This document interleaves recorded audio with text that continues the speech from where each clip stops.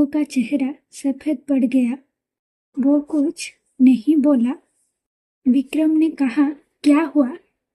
शंभू अपना गला साफ करते हुए बोला, साहब, मैं अपनी माँ की कसम खाता हूँ, आप यहाँ अकेले ही गेस्ट हो। आप आ गए, नहीं तो मैं खुद अपने गांव जाने वाला था। मैंने कहा, फिर वो लड़की कौन थी, कहाँ से आई? शंभू ने बताया, इस कॉटेज के बारे में बहुत कहानियां फैली हुई है। यह बहुत पहले अंग्रेज के जमाने में किसी साहेब बहादुर का घर था और यहाँ कुछ मौतें हुई थी। तब से आसपास के लोग यहाँ आवाजें सुनने लगे। कभी कोई उदासी धुन, कभी लड़की के गाने की, कभी रोने की। मेरा ये सुनकर खून जम गया था, पर शंभू हमें सांत्वना देते हुए बोला, साहेब, मैंने तो आज तक ऐसा कुछ देखा न सुना। मैं तो रोज यही रहता हूँ, कभी कुछ नहीं देखा। डिनर जैसे तैसे निपटा के हम दोनों रूम में आ गए। विक्रम मुझे बोला, कहाँ इसकी बातों में आ रही हो? पर अंदर से वो भी डरा हुआ लग रहा था। शराब उतर चुकी थी और नींद भाग गई थी। मैं और विक्रम इधर उधर की बातें करते हुए टाइम बिता रहे थे।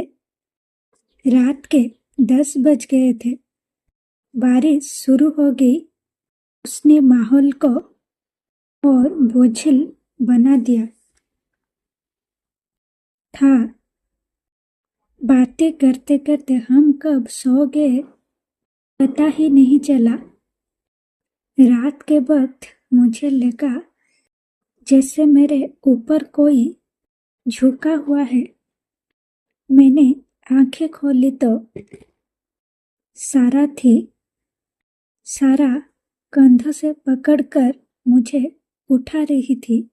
मेरा नाम बार बार पुकार रही थी। उसकी आवाज किसी कुएं से आती हुई लग रही थी। मैं हड़बड़ाकर उठी। सारा मेरा हाथ पकड़कर मुझे खींचती हुई अपने साथ ले जाने लगी।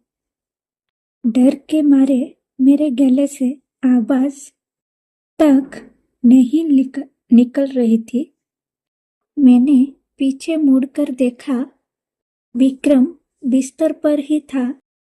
सारा मुझे पास वाले कमरे में ले गई।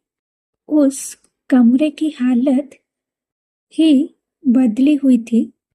हॉल के कोने में बड़ी सी चेयर पर एक अंग्रेज रोबीला सा आदमी बैठा हुआ वायोलिन बजा रहा था।